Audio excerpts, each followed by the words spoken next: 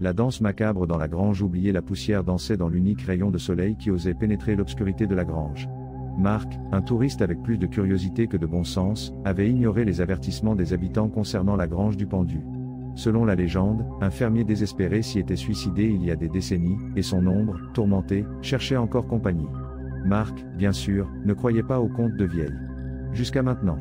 Le silence était oppressant, brisé seulement par le craquement du bois pourri sous ses bottes. L'air sentait la terre humide et le désespoir. Au centre de la grange, suspendue à une poutre rongée, pendait la corde. Pas une corde neuve, mais une grosse sogue, usée par le temps et, Marc en jurerait, tachée d'une couleur marron foncé qui refusait d'être seulement de la rouille. Soudain, la corde bougea. Pas à cause du vent, car il n'y avait pas de fenêtre ouverte. Elle se balançait lentement, décrivant un arc macabre, comme si quelqu'un d'invisible jouait avec elle. Marc sentit un frisson qui lui glaça le sang. La logique lui disait qu'il devait courir, mais une force étrange le maintenait collé au sol. Le balancement devint plus erratique, plus violent. La corde tournait maintenant sur elle-même, se tordant comme un serpent en agonie. Et alors, il la vit. Ou, plus précisément, il l'intuit. Une ombre. Pas une ombre quelconque, mais une dense tache d'obscurité qui se formait juste en dessous de la corde.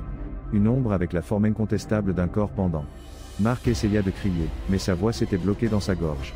L'ombre devint plus grande, plus définie. Il pouvait distinguer la silhouette de la tête penchée, les bras tombants, les jambes qui pendaient dans le vide. Et, le plus terrifiant de tout, la forme de la sogue serrant un cou invisible.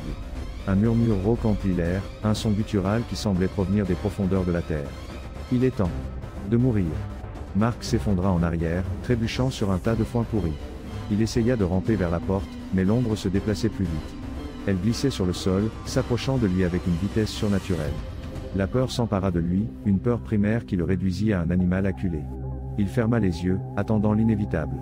Mais, au lieu de la douleur attendue, il sentit un froid glacial qui l'enveloppait comme un linceul. Il ouvrit les yeux. L'ombre était juste au-dessus de lui, flottant dans l'air. Il pouvait sentir sa présence sombre, son désir affamé de l'emporter avec elle. Et alors, il vit son visage. Ou, plutôt, ce qu'il en restait.